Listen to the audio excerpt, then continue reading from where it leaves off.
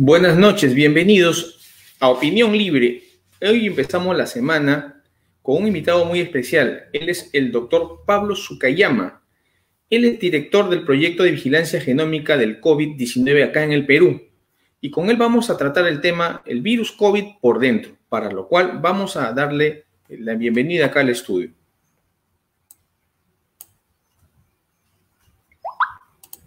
Buenas noches, Julio. Muchas gracias por la invitación y un saludo a todos los que se conectan. Muy buenas noches, doctor. ¿Cómo estamos? ¿Qué tal el día de hoy? ¿Cómo vamos con el COVID? Vamos a dar inicio, básicamente, tenemos obviamente los seres humanos, estamos compuestos por genes, estamos compuestos por moléculas, tenemos 20.000 a 25.000 genes en nuestro organismo que son lo que nosotros somos, y una sola molécula, un virus, una partecita, no es todo lo que nosotros tenemos, nos ha puesto de rodillas, doctor. Cuéntenos, ¿qué estamos conociendo de este virus a través de este proyecto de vigilancia genómica que usted dirige?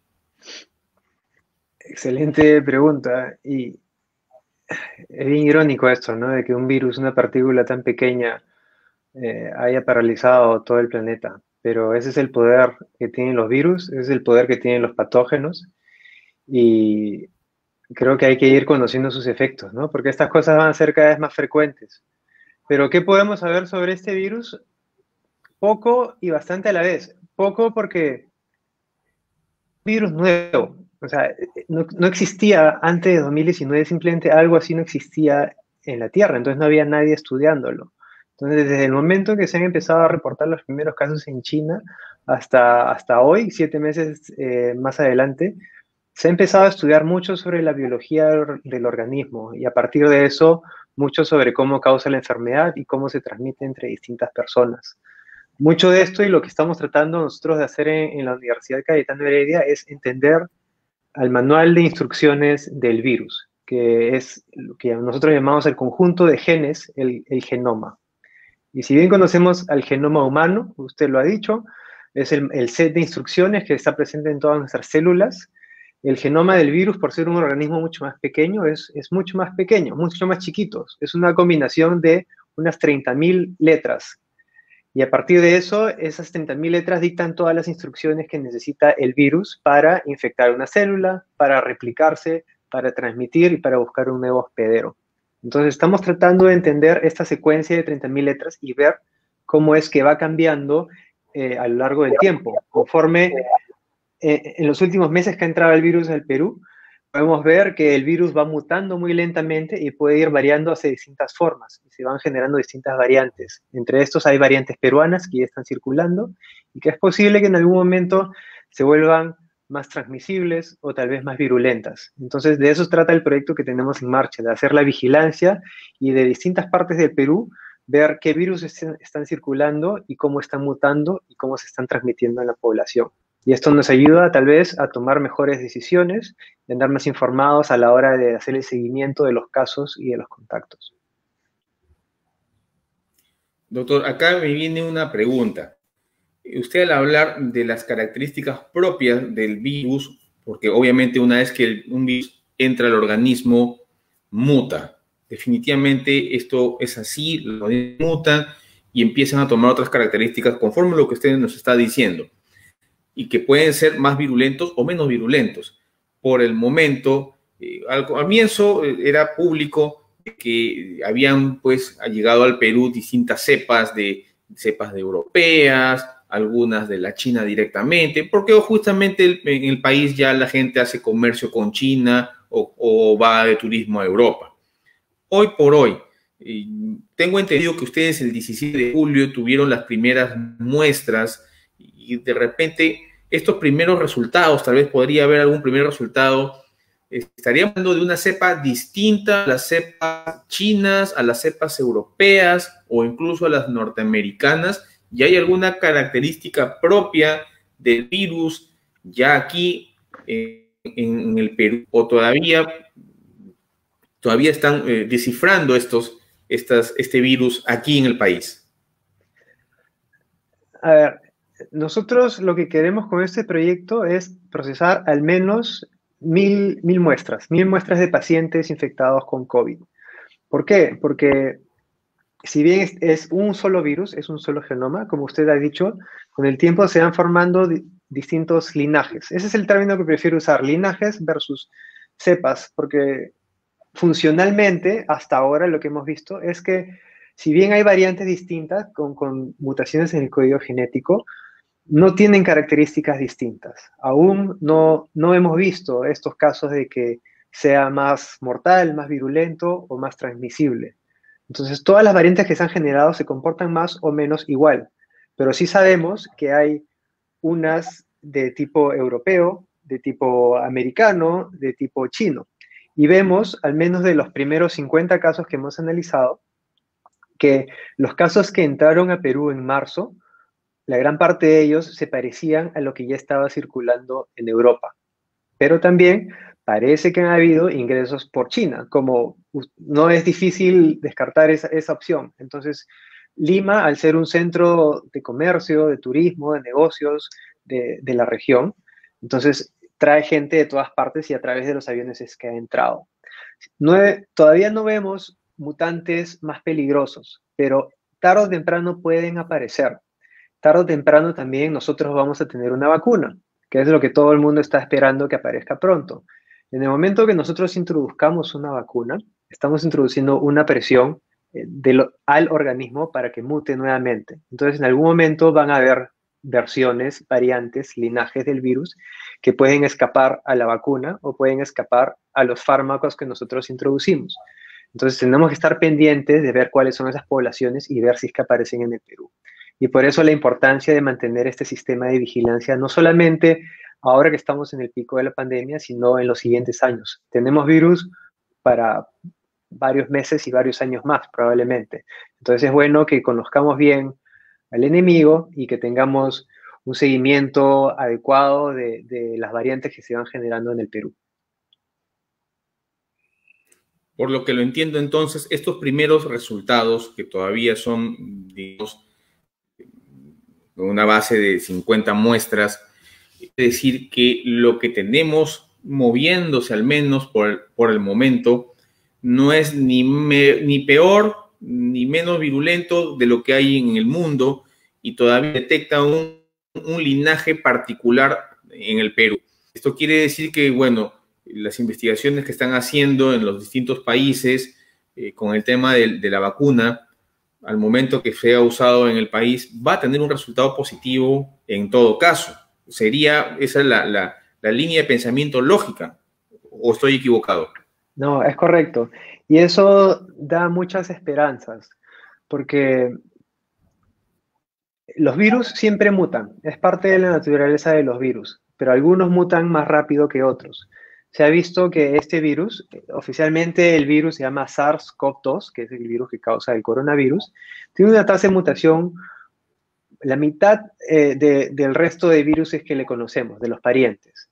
Y eso quiere decir que va a mutar más lentamente ante una vacuna. Y eso es bueno, porque, por ejemplo, un problema que se tiene con la vacuna de la influenza, que es una de las más comunes, es que todos los años hay que vacunar nuevamente a la gente porque aparecen nuevas variantes todos los años que hay que ir detectándolas y creando nuevas vacunas para ellos. En cambio, si sabemos que no va a mutar tanto como un virus de influenza, tal vez con una vacuna nos va a bastar para proteger a la población por un buen tiempo. Pero es difícil todavía predecir esto porque no se sabe, y esto es algo que los inmunólogos están investigando de forma muy activa, es cuánto dura la protección. Una vez que uno está inmunizado para toda la vida, está inmunizado por un año, está inmunizado por 3 meses. ¿Cuándo es que uno se puede volver a reinfectar? Todavía no sabemos eso. Entonces, hasta que no sepamos eso, no vamos a saber si vamos a necesitar una vacuna de una dosis o una vacuna que requiera varias dosis en el tiempo. Y esto, por supuesto, trae una serie de consideraciones logísticas muy importantes. Estamos hablando de algo que tiene que ser distribuido muy rápidamente a la mayor cantidad de gente en todo el mundo. Y si aparte de eso tenemos que decir a la gente, tienen que revacunarse a los 2 meses, al año, entonces hay que tener todas estas consideraciones en cuenta. Y los investigadores siguen ahí avanzando al ritmo a toda velocidad que pueden, pero hay preguntas que todavía quedan sueltas y que no vamos a poder responder por unos meses más. De lo que acabo de entenderlo, de lo poco que se conoce, porque todavía estamos en investigación, todo el mundo está investigando, nosotros también. Este virus, al parecer, contra el SARS y el MERS, que, valgan verdades, son beta coronavirus mucho más agresivos que este primo suyo. Es más, tengo entendido que el SARS tenía una letalidad de 10% hacia arriba. El MERS tenía muchísimo más, era 37% la letalidad del MERS. Y este COVID estaba, digamos, calculado en un 3%, particularmente en la sala situacional del COVID-19 en el país, la cifra es de 4.9 letalidad, y obviamente hace estragos en nuestro sistema de salud y definitivamente en las familias peruanas. En definitiva, este estudio, al menos el avance que van teniendo, les da una indicación de que al no ser tan variable esta mutación, la vacuna tendría un efecto mayor, como justamente mencionaba en la prensa, creo que fue RT, el Russian Times, al respecto del Sputnik, que mencionaban pues que con una sola aplicación ya era pues inmunidad permanente. ¿Se podría decir eso? Todavía es muy prematuro hablar sobre una situación así. Es prematuro y muchos expertos concuerdan en que todo este anuncio de la vacuna rusa es un poco prematuro y es un poco, o sea, no basta con que lo anuncien, ¿no? Los científicos necesitan ver los resultados de los estudios de seguridad, las distintas fases de pruebas en humanos. El gobierno ruso, en un acto que es más político que científico, tal vez, han dicho, ya está, ¿no? Pero lo correcto y lo que sería necesario para que la comunidad científica diga, bueno, esto tiene sentido, es que publiquen estos resultados en revistas donde todo el mundo pueda ver y pueda criticar y pueda tratar de replicar algunos puntos de este estudio. Sin esa información previa es muy difícil saber eh, la verdadera eficiencia de la vacuna rusa. Se sabe que está tan o menos avanzada que muchas otras, ¿no? Esfuerzos similares ya hay en China, en Tierra, en Estados Unidos. Así que si bien emociona mucho y saca muchos titulares esto de la vacuna rusa, falta mucha información para que sea de verdad creíble y verificable, ¿no? Y espero que los científicos rusos eventualmente publiquen esta información, que es la única manera de asegurar transparencia y librarnos de dudas en todo esto, ¿no? Pero podríamos decir, a menos a la luz que ustedes van viendo, de estos primeros resultados que van mostrando con las cepas que ustedes tienen, que la capacidad de mutación del virus que tenemos aquí, digamos, podría dar esas esperanzas, podríamos tener esas expectativas que puede una vacuna ser de repente durar 2 años o tal vez, ¿no? Un poquito más. ¿Podríamos tener esa luz? En este momento es posible.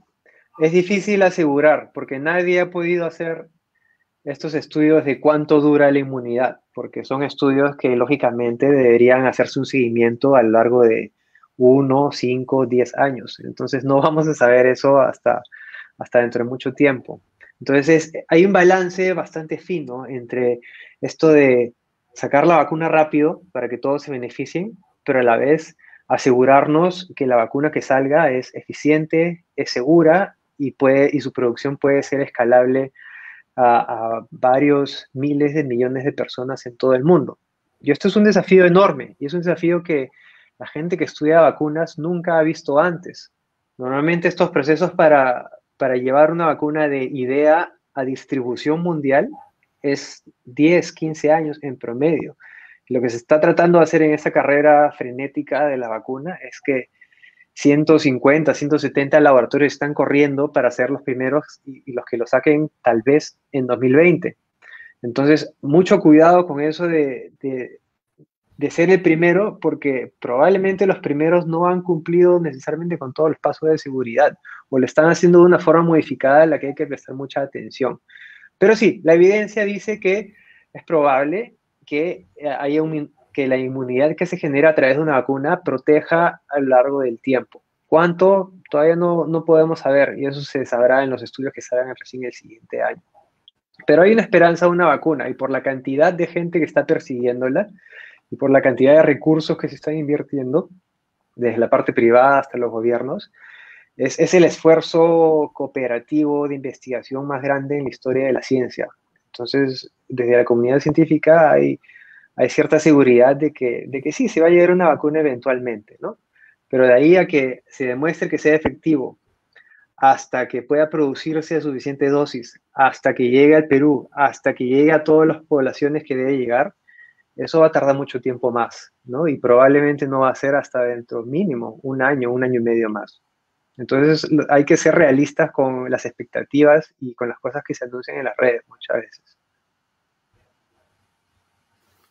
En todo caso, la expectativa, porque bueno, esto ha sido también declarado por el presidente Vizcarra, ¿no? Que mencionó al comienzo del año, sí, las primeras declaraciones que mencionaba que al comienzo del próximo año va a haber una vacuna, ¿no? Y como que le atinó, algo le atinó porque en los estudios que se han estado siguiendo, lo que se ha estado publicando, pronosticaban realmente una vacuna para el segundo semestre del próximo año y obviamente ha sido lo contrario. Estamos hablando que de repente el primer trimestre del próximo año habría una posibilidad de vacunas contra el COVID-19 a nivel mundial.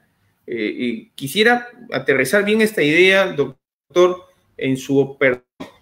¿Podría el mundo contar con vacunas aceptables en el primer trimestre del próximo año, tomando en cuenta que candidatos tenemos Moderna, AstraZeneca, el gobierno hindú, están los chinos, ¿no? Y Inglaterra tiene, aparte de AstraZeneca, tiene otro candidato también muy interesante, fuera de AstraZeneca. Podríamos tentar, ¿no? De repente, ¿habría esa luz? ¿Usted qué cree? A ver, lo que le voy a decir es solo una opinión. Y yo no... A ver, yo soy microbiólogo, conozco sobre biología, conozco sobre inmunología, pero no soy un experto en vacunas. Pero de lo que he visto, de los procesos regulares de desarrollo de vacunas, la verdad es que yo veo muy difícil que haya algo disponible, o sea, listo para vacunar a personas y ya entregado en la primera mitad de 2021. Tal vez en los países que están primeros en la cola, ¿no? Para la adquisición de la vacuna. Pero, no sé, me hace pensar que el Perú no va a estar arriba de esta cola, ¿no? Entonces, también hay que mencionar que no va a ser, no, lo mejor es que no tengamos solo una que funcione. Probablemente varias de estas que están compitiendo lleguen a la meta y vamos a necesitar varios tipos distintos de vacunas para distintos contextos, para distintas poblaciones. Entonces, hay esperanza, pero nuevamente con mucha cautela, ¿no? A mí también cuando escuché esta declaración del presidente diciendo que en el primer trimestre de 2021 está en Perú, tal vez hay que dudar un poco de esas, ¿no? Tal vez peca un poco de optimismo, pero nuevamente es una opinión y puedo estar equivocado. Doctor, ¿qué podríamos determinar de estos resultados? Si bien es cierto, y repito, no solamente es una muestra pequeña como ha mencionado, ¿qué más nos enseña el COVID por dentro? ¿Qué es lo que estamos conociendo del COVID por dentro? Investigaciones que están haciendo actualmente. Nuevamente, este es rápidamente, en los pocos meses que tiene de existencia este virus, se ha convertido en uno de los más estudiados en toda la historia de la ciencia. Y cada día empieza a soltar nuevas sorpresas, ¿no? Empieza como un virus respiratorio y se le conoce como tal, pero se ha visto que hay una serie de secuelas que van mucho más allá del sistema respiratorio. Afecta el sistema digestivo, afecta el sistema nervioso, hay secuelas a largo plazo, post-COVID, y todo esto recién se está empezando a entender en modelos animales y a nivel de estudios científicos. También en cómo ocurre la transmisión. Muchas cosas nuevas van apareciendo, ¿no? Las últimas discusiones sobre si es que está presente en aerosoles o no, o también sobre la forma cómo se transmite, ¿no? Uno pensaría que todas las personas transmiten el virus de la misma forma, pero se ha visto que no es así. El virus y las epidemias locales se caracterizan por estos eventos de superinfección, donde una persona puede llegar a infectar a decenas o a cientos de personas. Entonces, podemos aprovechar ese conocimiento para diseñar estrategias que prevengan estos efectos de superinfección. Tal vez no centrarnos en todos los individuos que tienen el mismo riesgo de contagiar, sino tratar de identificar a aquellos que tienen potencial de ser superinfecciosos y aislarlos y evitar que ocurran estos eventos, ¿no? Entonces, todas las semanas se está aprendiendo cosas nuevas sobre la biología de este organismo y es súper interesante saber eso, ¿no? Pero hasta ahora no tenemos nada aún, no hay un fármaco que se pueda decir que sirve para prevenir, ¿no? Cuando haya uno, la gente se va a enterar. Entonces, mucho cuidado con esto de los fármacos, con esa historia de que a mí me funcionó, que escuché por aquí. Cuando la ciencia descubra uno que sea efectivo, realmente se va a enterar por todos lados. Y no va a ser como esto de que la cloroquina, la ivermectina, ¿no? Que algunas personas la apoyan, otros no. Eh, falta todavía. Y se sabe que la gente está necesitada y busca soluciones, pero en la pseudociencia no van a estar las soluciones al COVID. Acaba de tocar un tema muy importante, porque justamente el ser humano siempre ha necesitado una esperanza ante una situación muy dramática. Estamos en un shock nervioso a nivel mundial y definitivamente necesitamos una luz de esperanza. Esa es la verdad. El ser humano de siglos ha sido así. Cuando hay una catástrofe, cuando hay alguna pandemia, ya lo hemos visto en la Edad Media con la peste negra, ¿no? Siempre ha buscado un refugio en algo, alguna creencia, ¿no? En alguien o en algo, algún fármaco. Y a veces malos profesionales se aprovechan de esta penosa situación para salir al frente y, como comentábamos acá con alguno de mis entrevistados, ¿no? Vender cebo de serpiente. Y como son muy carismáticos, saben hablar, manejan algunos términos, convencen a la gente. Y como comentábamos, ¿no? Si bien es cierto, la medicina es compasiva, y eso sí es de varios entrevistados que he tenido, médicos que me afirman, sí, da resultados, pero es más compasivo que otra cosa, ¿no?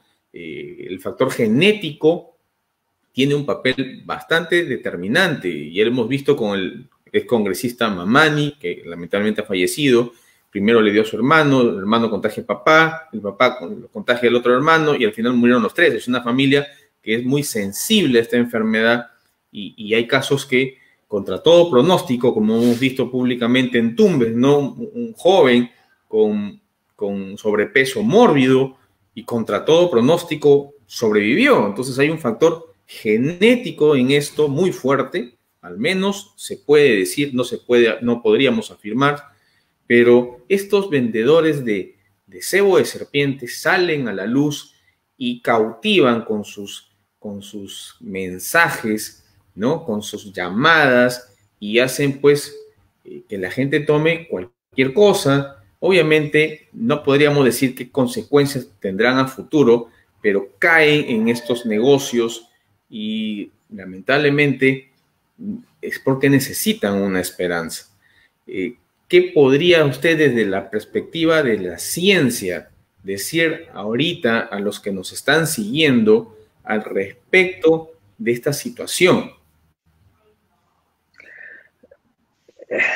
El peligro de la pseudociencia y de la gente que se aprovecha de estas situaciones, y hay mucho charlatán por ahí, siempre han estado ahí, ¿no? Y lo único que ha hecho esta pandemia es hacer esto más notorio y hacer que se multiplique mucho más rápido. La verdad es bastante alarmante la manera de difundirse, ¿no? De estas cadenas, de cosas que no tienen fundamento científico. ¿Qué hacer? Diría escuchar a los expertos, ¿no? El problema es que en Perú también no hay mucha cultura de escuchar a los expertos, ni escuchar necesariamente a los científicos o a los médicos, ¿no? Y eso es un mea culpa, ¿no? No nos comunicamos muy bien con el público que quiere saber los resultados de las investigaciones. pero infórmense de fuentes confiables, ¿no? Si algo no suena cierto, no suena creíble, hay medios para verificar la información, ¿no? No se trata de que le creamos todos a esta persona que habla bonito y que nos recomienda esto porque le funcionó a una persona por anécdotas. Guiémonos por la información que está en los estudios clínicos, que para eso existen, ¿no? Para darle un soporte estadístico a las observaciones. Pero, nuevamente, hay que mantener cierta sospecha de todo lo que escuchamos por ahí. Hay que saber que muchas de las cosas que nos llegan por cadenas o por WhatsApp, hay que verificarlas y no podemos creernos todo tan fácilmente, ¿no? Ese sería el principal consejo, ¿no? Y buscar información y buscar a los expertos. Doctor, está muy claro. Lamentablemente, esta gente usa una infinidad de recursos, y le comento porque también yo he recibido de esa información, ¿no? Y te llegan y te dan el texto, ¿no? El medio de prensa, y te dicen, los primeros, el primer párrafo es una verdad, y yo lo corro una verdad, pero el siguiente párrafo ya empieza la tergiversación de la verdad, y llegan al objetivo. Entonces, ¿qué páginas podría usted recomendar a la gente que está mirando a dónde acudir? Porque lamentablemente nuestra política nacional tiene la culpa, diría yo, porque cuando los políticos se pelean, vienen los medios de comunicación y dicen, no, ese medio de comunicación no lo sigas porque te está diciendo una mentira. No, que ese grupo no lo sigas porque está contra tal interés. Entonces ya creas la duda en la población y dices, no puedo seguir ese medio porque no, ya yo en la noticia del canal tal, en la noticia del canal X dice que el canal Y, no debo creer en él, ¿no? Entonces creas una situación y justamente por eso se ha propagado. ¿Cuáles serían los canales más adecuados para que la gente común y corriente pueda buscar esa información? Es una buena pregunta. Sé que hay páginas, sé que hay organizaciones que se dedican a esto, ¿no? A descubrir estos bulos, como les llaman, ¿no? Y verlos. No tengo el enlace directo a algunos, es cuestión de googlear muchas veces y es así de simple, ¿no? Si algo suena muy, muy cierto, por ejemplo, el popular, este señor alemán, Kalker, ¿no? Que promueve el dióxido de cloro. Búsquenlo, googleenlo y ya está desmentido por 1000 personas en línea, ¿no? Y por supuesto, es difícil y es preocupante que estas mentiras que se crean adrede son bastante sofisticadas, ¿no? Y son bastante creíbles en algunos casos. Entonces, activamente y de forma muy elaborada buscan engañar a la población y es difícil a veces desenmascarar estas cosas. La regla es ver dónde ha sido publicado el estudio, ¿no? Pero no siempre va a ser sencillo discernir entre una revista seria y una que no es tan seria. Y sí, concuerdo que el Estado, el gobierno ha tenido mucho de la culpa porque tal vez las campañas de comunicación podrían haber sido un poco más agresivas, ¿no? A la hora de desmentir alguna de estas cosas. Se sabe, al comienzo no se sabía, pero ahora ya se sabe que la hidroxicloroquina no tiene efecto beneficioso en la cura del COVID, ¿no? Entonces el gobierno ya debería haber salido a desmentir estas cosas, ¿no? En algunos círculos, en algunas ciudades, todavía se recomienda como tratamiento oficial ivermectina. Y esto no tiene fundamento alguno, no está guiado por ciencia, ¿no? Entonces, jalón de orejas también, ¿no? Algunas autoridades que siguen recomendando esto por intereses que pueden ir mucho más allá de lo científico, no puede haber intereses comerciales de esto. Pero nuevamente, cuando se descubra algo que los estudios demuestran que funciona y que las organizaciones médicas y científicas reconocen, el público se va a enterar rápidamente, ¿no? Pero por mientras no caigamos tan fácil en estos discursos tan bonitos que nos tratan de convencer de las curas milagrosas. No hay una cura milagrosa por el momento. Bien, doctor, le agradecemos su tiempo. Una pregunta, aunque no ligada tanto ya al tema del COVID. Hemos visto, pues, en los medios de prensa dos noticias bastante penosas. Una fue los tanques de oxígeno que fueron para la zona sur de la diócesis que compraron en la Universidad Católica, y por un tema burocrático se entrampó, ¿no? Y el otro, pues, estas pruebas PCR rápidas hechas por un grupo de investigación, también creo de la Católica, que están entrampados justamente en nuestra linda burocracia peruana. ¿Qué mensaje podría darnos? Porque realmente creo que el peor enemigo de un peruano, creo que está siendo es otro peruano, ¿no? Al menos pareciera que fuera así, ¿no? Somos nuestros peores enemigos y preferimos tener ciencia extranjera que confiar en ustedes, que son nuestros mejores científicos. No sé, ¿qué opinión tendría al respecto? Que todo mi apoyo a estos científicos, ¿no? Que están tratando de sacar adelante iniciativas que son muy difíciles, sobre todo en este medio. Yo también he sufrido por lo mismo que ellos sufren, ¿no? Nosotros también, el proyecto que llevamos a cabo depende de recibir muestras del INS, muestras de pacientes que han sido colectadas como parte del sistema de diagnóstico de COVID. Mira, solo para poner nuestro ejemplo, nuestro proyecto fue aprobado en mayo, en los primeros días de mayo, y recién en los primeros días de agosto hemos podido empezar nuestros experimentos, porque hemos tardado en recibir, o sea, en firmar contratos con el Estado, en recibir el dinero, en comprar reactivos que hay que importar de todas partes del mundo, en firmar acuerdos de transferencia de muestras con el INS, en pasar permisos, en importaciones, en instalar equipos. Entonces, hacer ciencia en el Perú siempre ha sido difícil, siempre ha sido un reto, pero que esto sirva, que estos casos que ya se han visibilizado, que sirva para que las autoridades tomen nota y hagan la tarea más fácil a los científicos, ¿no? Ganas hay, talento hay, buenos cerebros hay, entrenados en las mejores universidades.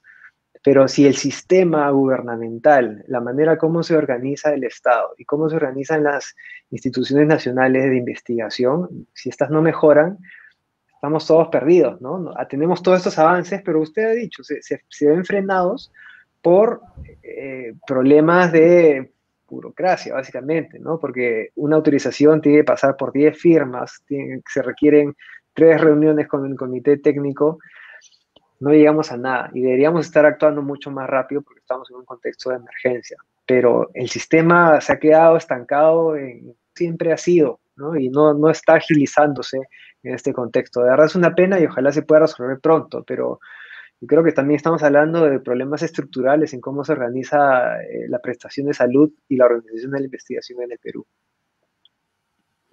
Bien, doctor, le agradecemos su tiempo, esperemos que esta entrevista haya servido de algo a los seguidores del canal y esperemos tenerlo más adelante por este medio. Ha sido un placer contar con usted. Muchas gracias. Muchas gracias, Julio. Muchas gracias por la invitación y muy buenas noches.